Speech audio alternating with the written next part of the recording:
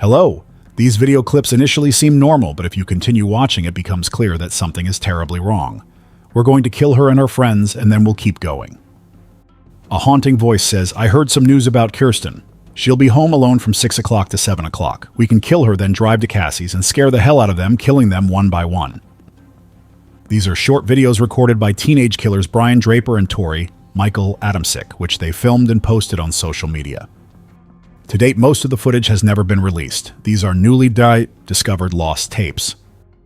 Cassie Jo Stoddart was found murdered in her home in 2006. Behind this murder was a chilling plot involving masks and hunting knives like a real-life horror movie.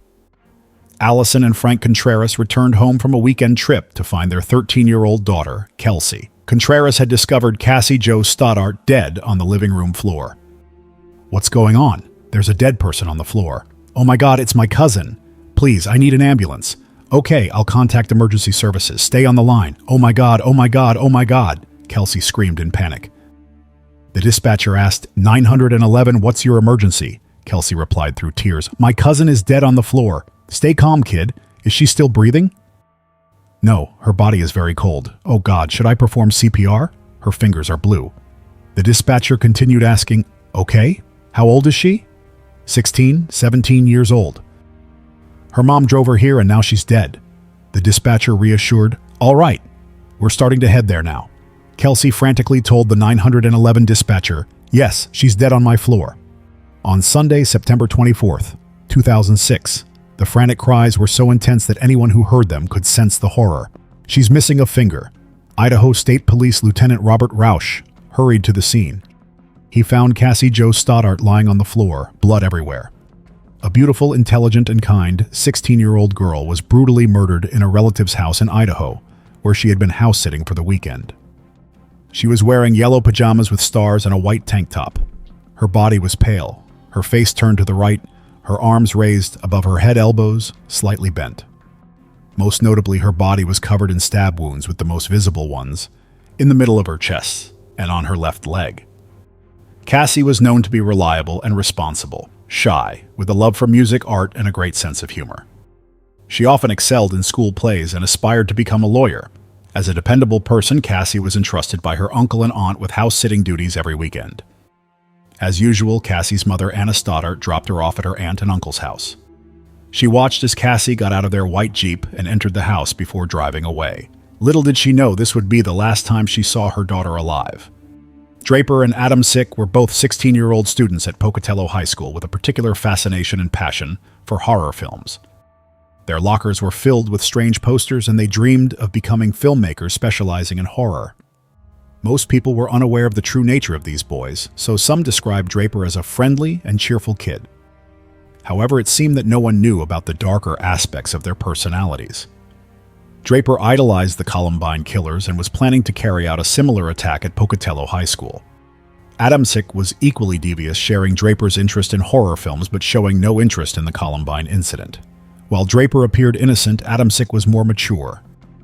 Eager for fame, they both decided to document their killing spree just as the murderers did in horror movies. Draper and Adamsick planned to kill a friend, Cassie Jo Stoddart.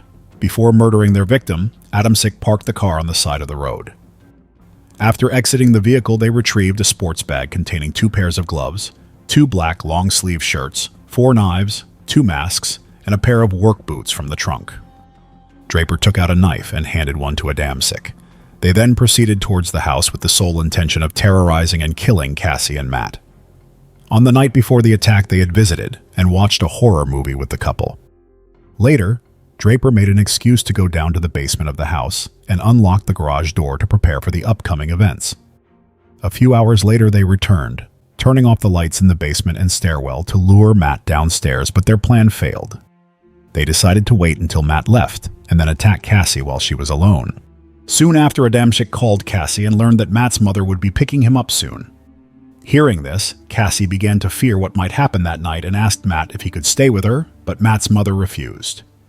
Despite her fear, Cassie couldn't leave as she was responsible for watching the house. Adamsick, wearing a black, long-sleeve shirt, gloves, and a red and white horror mask, slowly made his way up the stairs. Draper followed, closing the door behind them. They deliberately made noise to lure Cassie into checking, but it was futile. They then continued their approach, reaching her in the living room. It is unclear whether Draper or Adamczyk attacked Cassie first, but both repeatedly stabbed her in the neck, chest, and limbs, totaling 30 stabs. Cassie Stoddart took her last breath that night. On September 22, 2006, the horror escalated when Draper and Adamczyk told the police that Cassie's screams were unlike any they had heard in their favorite horror movies. Draper mentioned that her screams were very realistic.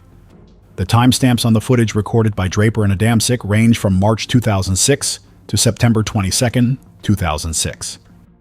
In the footage taken on the night of the crime, Draper begins to reveal all their plans leading up to that terrifying night. The two were vlogging about a trip to another friend's house to see if she was home alone and then kill her. Draper said, "We will count the dead. We won't get caught. If we had guns, we'd end it." The first part of the vlog clearly shows that Draper and Adamczyk wanted to kill as many people as possible because it aligned with their desire for fame. Draper said, "We'll grab the guns and go out there to kill them all. We're going to make history." In addition to Adamczyk's brutal motives, some believe they also wanted to challenge the police. Adamczyk said, "To all the FBI agents watching this video, you're not fast enough and you're not smart enough. Today we're going to a building. We'll stake out over there and see if she's home alone. If she is, she's definitely going to die." Draper was reprimanded by Adamczyk for adding humor to the vlog. During the filming, Draper's quick respect for Adamczyk might reflect Draper's excessive subservience to Adamczyk.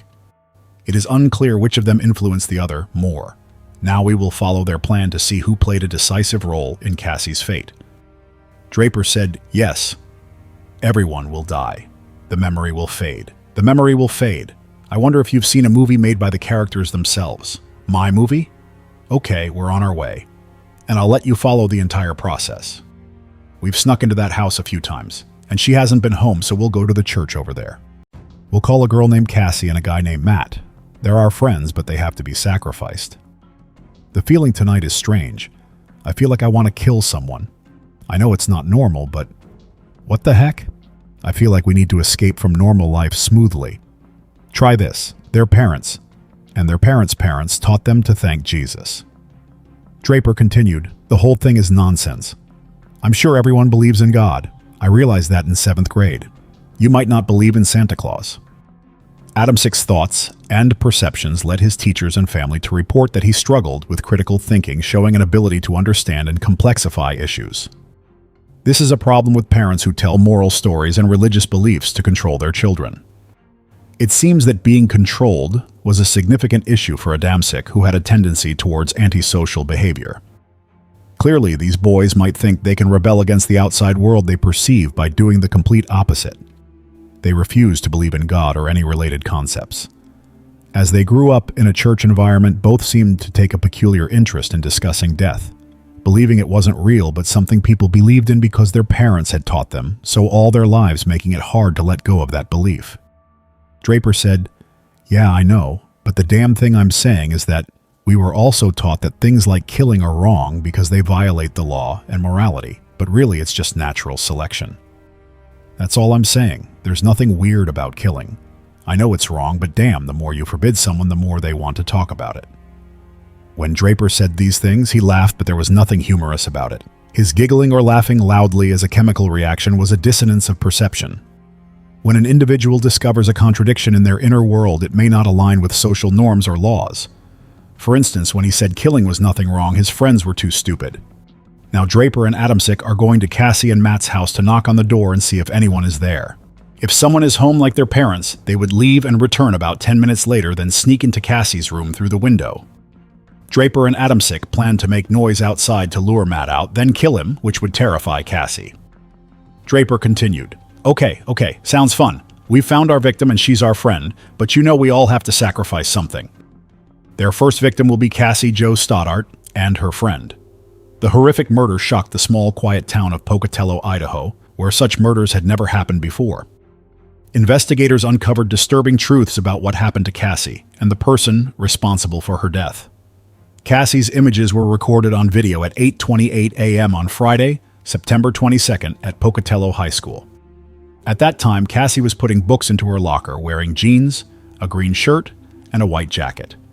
They sat together in the English class that Friday, and it seemed like an ordinary day. Justin Sands recalled, "I just remember being in class with her.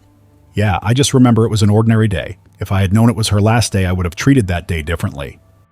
Cassie's mother, Anna Stoddart, picked up Cassie and her boyfriend Matt Beckham from school around 3:45 p.m., then took them to a relative's house where Cassie would be house-sitting for the weekend. Around 5:30 p.m., she called her daughter, and Cassie said they were just watching a movie so she would call her mother the next day. That was the last time Anna spoke with her daughter. Just half an hour after the conversation, the power in the house went out. Although the blackout was brief, it terrified the two teenagers. Matt wanted to stay with his girlfriend, but his parents wanted him home, so they picked him up around 11:15 p.m. That was the last time he saw Cassie alive. Matt said he tried to call his girlfriend from home around 12:30 a.m., but she didn't answer. When Kelsey discovered Cassie's body on Sunday, Idaho State Police Captain John Gansky said Cassie had been stabbed multiple times. Looking at the crime scene, it was clear that Cassie had fought very fiercely. He said she had fought hard to protect her life. The police could not find the knife used to stab her and also found no signs of sexual assault. There was no clear motive because Cassie was friendly, pleasant, and well-liked at school. Strangely, there was a brief power outage. The police collected fingerprints from the fuse box and found a set of clear fingerprints matching the mother's boyfriend, Anna. However, this man had an alibi for the night of the murder and explained that his fingerprints were found because he had done some work in the house. Detectives also focused on Matt, who was the last person to see Cassie alive. Of course, they had to inform Matt that his girlfriend had been murdered, and I noted that Matt did not display much emotion, which was somewhat suspicious. Gansky said the police decided to have Matt undergo a lie detector test, but Matt passed with positive results. However, what Matt said revealed a crucial clue in the case. Matt told the police that on the night Cassie died, their friend, Draper and Adamczyk, had also been at the house for a short time. The two 16-year-olds had visited around 8:20 p.m. to watch the movie Kill Bill Vol, 2 inches before leaving around 9:30 p.m. Draper and Adamczyk told the police they had left for the movies, but neither could accurately describe the film. An employee at the movie theater, who was a former classmate of both, confirmed that they did not go to the theater that night. One investigator said the two kids lied to us. Now we need to find out why they lied. Gansky stated that when confronted with the lie, Draper admitted that they had not gone to the movies as claimed, but had actually broken into the garage and did not want to get into trouble. The police arranged for Draper to take a polygraph test, but before the test began, Draper was very emotional and requested to speak with the police, while his parents were also present in the room. Draper recounted that on that night, he and Adamczyk had turned off the lights and tried to scare Cassie by wearing masks to disguise their identities. But he said he was shocked when Adamczyk started stabbing Cassie. Draper tearfully shouted that it was supposed to be just a prank. Ultimately, Draper led the detectives to an area near Black Rock Canyon, where they had buried the evidence of their crime. The police then discovered that the murder was much more heinous than Draper had described. Inspired by horror films like Scream, Draper and Adamczyk decided to create their own real-life version, targeting Cassie simply because they knew she would be home alone. They had recorded themselves preparing for the cold-blooded mission on a videotape that they attempted to destroy. However, the police managed to recover the footage from Cassie's last day and the details of the plan to take her life. The video starts with Cassie at school saying goodbye to the camera, and then they meet in the school library, where they list potential victims and discuss the plan for that night. Draper apologizes to the camera. "I'm sorry to Cassie's family, but she had to be the one we carried out the plan on." The two teenagers had visited the Idaho house that night to check the layout and unlock the basement door. They had secretly snuck in, but carrying out their mission was actually tiring, as Draper said in the video while the two teens waited in a nearby car. The police suspected they might have planned to kill more people, but fortunately Matt was picked up by his parents, making Cassie their only victim. They wore masks, gloves, and carried hunting knives. The two vicious kids had killed their friend.